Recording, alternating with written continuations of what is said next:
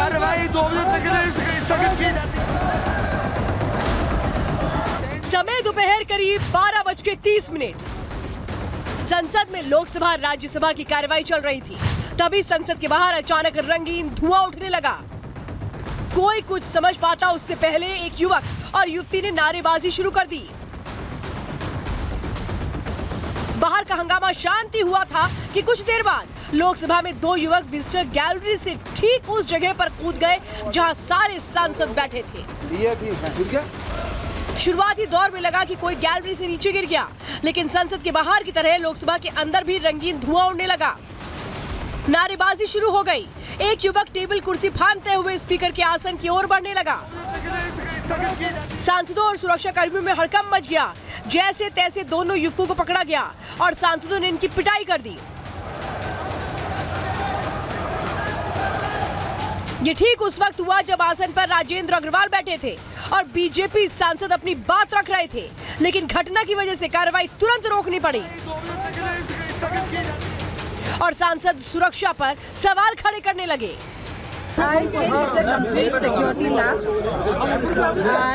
कुछ भी हो सकता था एंड मोरओवर जहाँ पे हम खड़े हैं यहाँ पे प्रॉपर वॉच भी नहीं है। ये तो सरकार को बताना है, सिक्योरिटी एजेंसी को, कि इतना बड़ा सिक्योरिटी लैप्स कैसे हुआ। आज ही के दिन हमारे संसद भवन पर आतंकवादियों का हमला हुआ था और आज ही के दिन 21 साल बाद जो है चैम्बर के अंदर पहुंच गए लोग। मतलब ये इतना बड़ा सिक्योरिटी लैप्स हमारे लोकसभा के भीतर एक बहुत बड़ा सिक्योरिटी ब्रीच हुआ है और ये एक साधारण सिक्योरिटी ब्रीच नहीं है।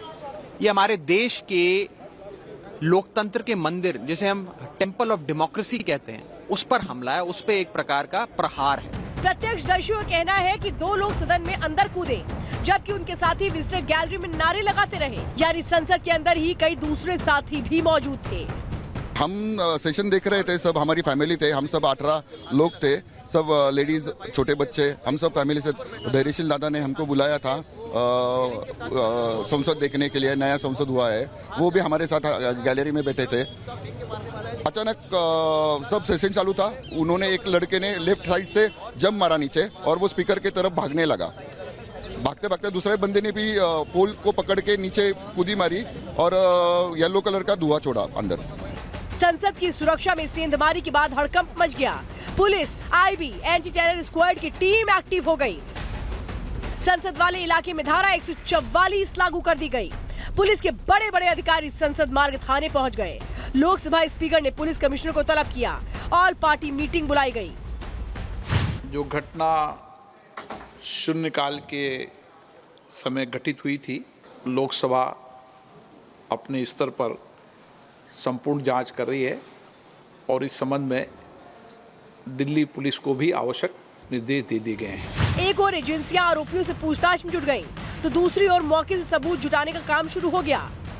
गलत शॉट्स जहां चलाए गए थे वो तस्वीर हम देख रहे हैं और यहां इसे मार्क कर दिया गया है और क्राइम टीम की तरफ से फोटोग्राफ लिया जा रहा है। सरजीवन दोनों तस्वीर आपको दिखा रहे हैं। ये देखिए, ये फोटोग्राफ लिया जा रहा है। क्राइम टीम और एफएसएल की टीम साथ आई है। ये भी मैं आपको जानकारी दे दूं, लगभग 5 लोग हैं, 5 सदस्यीय टीम आई है। ये भी एक खबर मैं दर्शकों को देना चाहता हूं, जिसमें 2 क्राइम टीम के मेंबर हैं जो मार्किंग कर रहे हैं, एक फोटोग्राफ कर रहा है।